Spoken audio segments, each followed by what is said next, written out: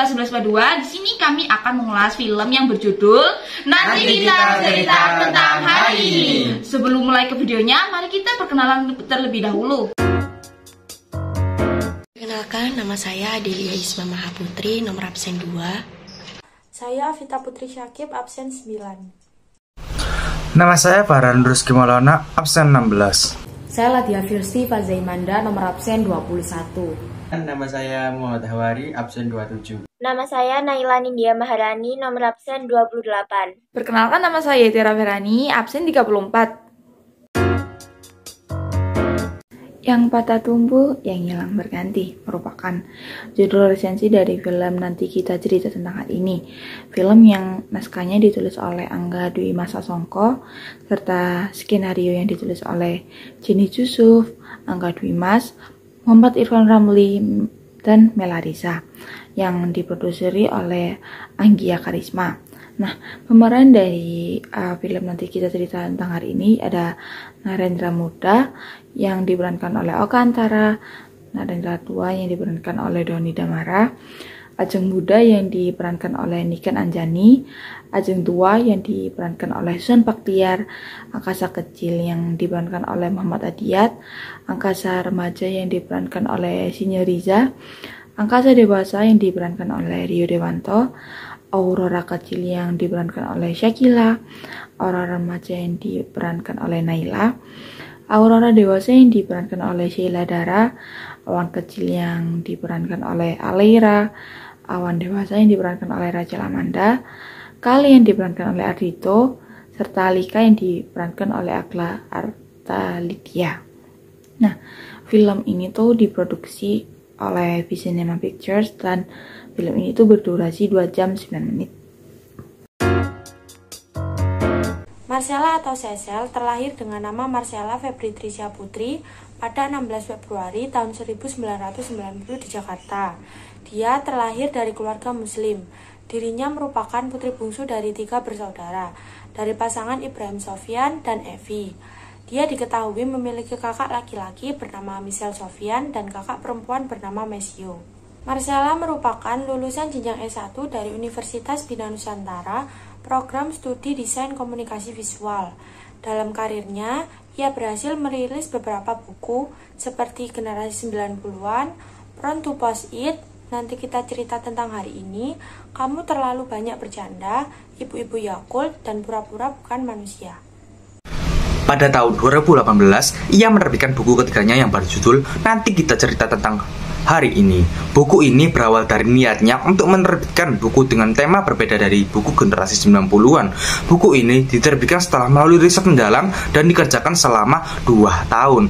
Marcella mendapatkan pengakuan luas berkat kesuksesan buku Nanti Kita Cerita Tentang Hari Ini. Buku tersebut sukses terjual sebesar 50.000 lembar selama 1 bulan dan memasuki cetakan ke-11-nya. Pada tahun 2019, ia berhasil meraih penghargaan pertamanya sebagai penulis terbaik tahun ini dari IKP Awards yang digelar dalam acara Indonesia International Book Fair. Marcella terpilih karena buku Nanti Kita Cerita Tentang Hari Ini sukses terjual 120.000 lembar dan berada di jajaran 10 besar lebih dari 8 bulan lamanya. Film yang berjudul Nanti Kita Cerita Tentang Hari Ini itu merupakan film yang menceritakan tentang keluarga yang terlihat bahagia dengan 3 anak, yaitu Angkasa sebagai anak pertama, kemudian Aurora sebagai anak kedua, dan Awan sebagai anak terakhir. Awan ini merupakan anak terakhir yang mendapatkan perhatian yang berlebih dari sang kakak, yaitu Angkasa, karena tuntutan sang ayah. Sang ayah ini sering menyuruh anak pertamanya untuk menjaga anak terakhirnya dimanapun ia berada. Ia tidak ingin anak terakhirnya ini terluka. Awan itu kerja di sebuah perusahaan konstruksi, jadi suatu hari ia mengalami kegagalan sehingga membuat dirinya dipecat. Di tengah masa-masa terpuruknya, Awan bertemu dengan laki-laki eksentrik yang bernama Kale. Kale memberikan warna baru di hidup Awan dengan pengalaman jatuh bangun dan rasa takut manusia pada umumnya. Bertemu dengan Kale membuat hidup Awan dan perilakunya menjadi berubah. Hal tersebut membuat ayahnya marah dan terungkapnya rahasia meninggalnya saudara kembar Awan dan trauma besar dengan kehilangan seorang anak yang selama ini tersimpan di dalam keluarga. Penyusunan adegan pada film ini sangat rapi. Visual yang ditampilkan sangat menarik perhatian penonton, mulai dari sinematografi, tata cahaya, maupun tone warna yang disajikan dalam film ini terasa sangat nyata dan alami. Alur campuran yang digunakan pada film ini semakin mendukung penyampaian cerita. Soundtrack dan background film ini juga sangat mendukung. Soundtrack film ini mencerminkan gambaran dari film, dan background yang digunakan pun cocok dengan adegan pada film. Penggambaran karakter pada film pun sangat baik. Setiap karakter tampak menonjol dan memiliki karakter yang berbeda satu sama lain, sehingga pesan yang ingin disampaikan oleh penulis dalam film ini pun dapat tersampaikan dengan baik. Dari keseluruhan memang sudah bagus, namun ada beberapa bagian yang dirasa tidak perlu ditambahkan agar tidak kehilangan fokus terhadap jalan cerita utama. Untuk sebuah film bertema keluarga, 2 jam merupakan durasi yang panjang. Sebenarnya itu bukan masalah, karena kami sangat menikmati filmnya. Namun, ada beberapa bagian yang dapat dihilangkan agar lebih efisien. Contohnya adalah adegan Kale yang terlalu banyak.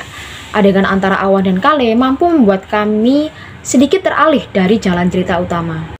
Pada bagian konflik juga bisa dibilang masih kurang, namun bagian klimaksnya sudah bagus, sangat emosional, para tokoh sudah menguasai perannya masing-masing, dan akting para pemain benar-benar luar biasa. Namun, konflik yang ditimbulkan cukup lemah dan kurang relate dengan masyarakat. Bisa dianggap konflik yang dimunculkan cukup biasa, sehingga saat konflik itu muncul, kami sempat heran dan berekspektasi akan konflik yang lebih besar dari itu. Film Nanti Kita Cerita Tentang Hari Ini merupakan film yang sangat-sangat saya rekomendasikan, karena film ini tuh membuat cerita yang ringan namun banyak sekali maknanya. Film ini merupakan film keluarga yang wajib ditonton bersama keluarga, karena apabila kita menonton bersama keluarga akan lebih terasa harmonisasi serta nilai moral rasa kekeluargaannya.